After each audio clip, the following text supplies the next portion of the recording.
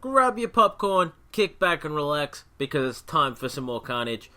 In today's video, we're going to be looking at how I clear my map now that I'm in like the top, in the 1,000 mark.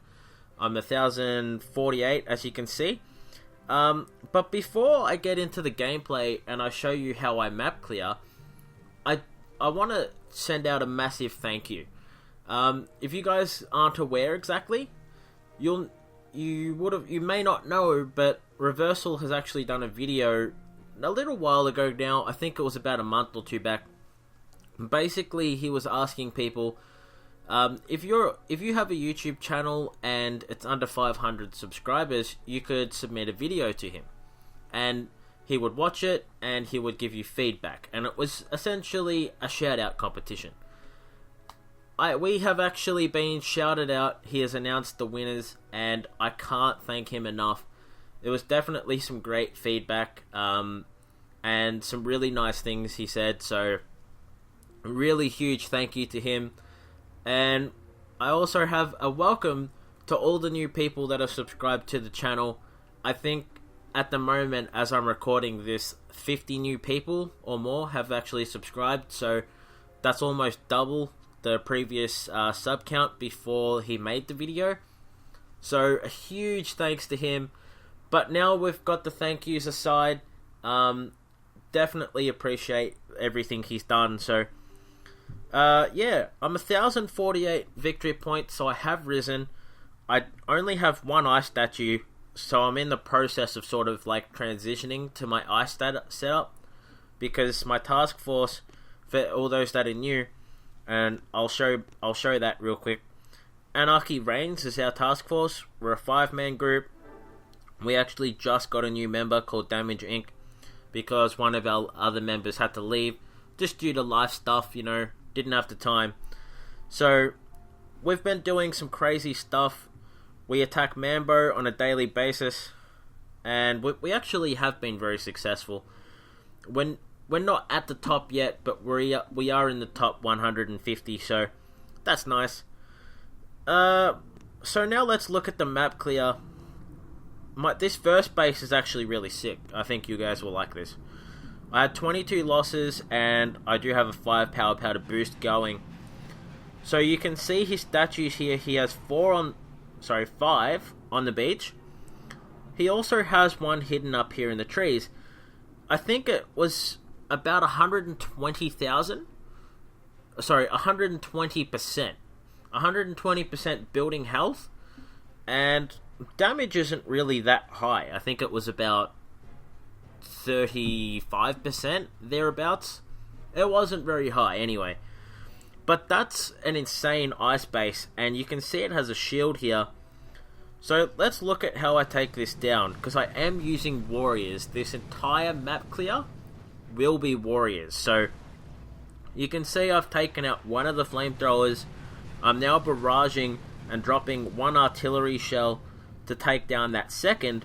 And the reason for that really is just because I'm going to drop my warriors on the shield generator itself, because with this much building health, that's too much to take down with barrage and artillery, unless you're rocking like 8 or 9 GBE statues and you're full boosting.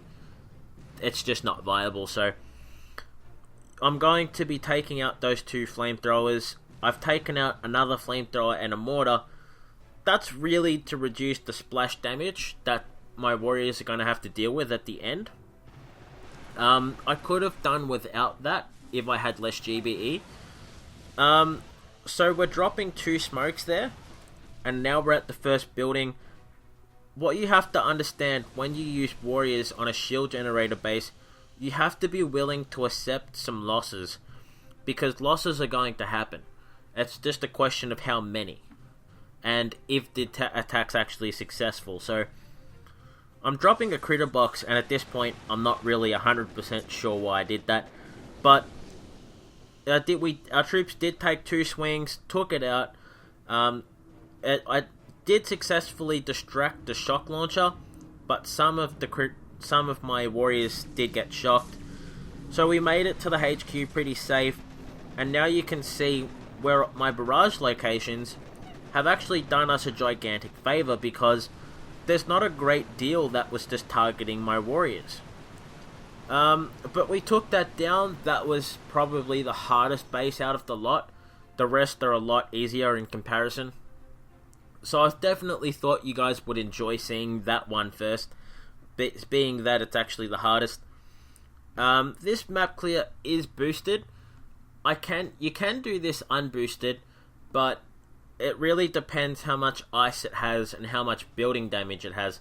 And building damage plays a massive role, because say if they have like 50% building damage or more, then you're going to probably have a few issues if the base is well designed. So you can see I've dropped some barrages, some artilleries, taking out that shield.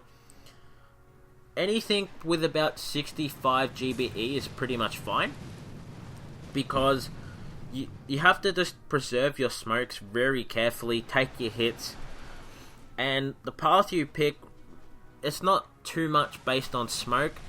You can afford to waste like one extra smoke, but it's really through the mines, the easiest path through the mines, because you can't afford to drop another barrage to take any of that stuff out, and the critter glitch is still existing at this present time. So if you drop a critter box on a building, what you'll discover is the critters are too close to the building, so the mines that are touching won't get set off, which is a gigantic problem, unfortunately, but it is what it is. So we've got there fine with medkit.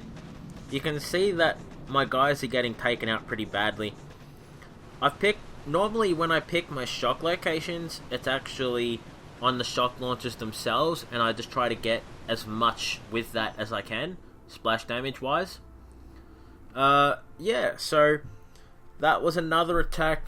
I think I'll show you another one, because they're all pretty much the same. This one I did sustain a lot more losses than I thought I was going to. So with barraging and artillerying that like I normally do, this guy didn't have much ice actually though. I think he only had the two masterpieces, which are in this top corner. I can't see any others. If he does, I apologize, but I'm pretty sure this guy only had the two. So we're gonna drop our warriors, and I'm pretty sure I remember my path on this one. I think I went long. Yeah, I did. So I'm dropping that, and I was willing to take the hits from the rocket launcher. It didn't damage my warriors too much. So flaring on the shock launcher, and you can see I've taken quite a few hits. This is the part where it's risky. You can medkit now and then go to the HQ, or you can just run through to the HQ and then medkit. The problem is, if you take a bit more damage when you're at the HQ, you potentially waste some of that medkit that you could have healed those troops up. So it's just one of those things. You've got to pick your moments and really discover what's the best decision for you. I was late on that critter box though at the end. I didn't think I'd have the GBE to drop that critter box. I wasn't 100% sure. But I did, and we still got the win anyway.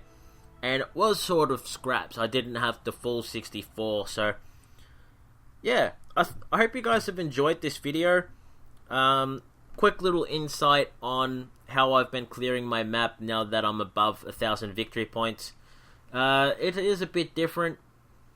Normally I find I use RZM and warriors just because Scorchers and tanks isn't really viable. There's too much building health, too much boom cannons to deal with. The shock launcher is incredibly OP. So yeah, I hope you guys have enjoyed the video. Big thanks again to Reversal for what he did. Definitely appreciate that. And I will be trying to work on my commentary skills a little bit. If you guys notice, my energy isn't always... It doesn't come across all the time in the videos. That's just me. I'm not exactly the most energetic person in the world, but I definitely do try my hardest to be. So, if you guys can stick with me through that, I definitely appreciate it. And I will be trying to work to get a little bit more energy into my videos. So, yeah. If you guys have enjoyed the video, tell me what you thought down below in that comment section, and I'll see you in the next one.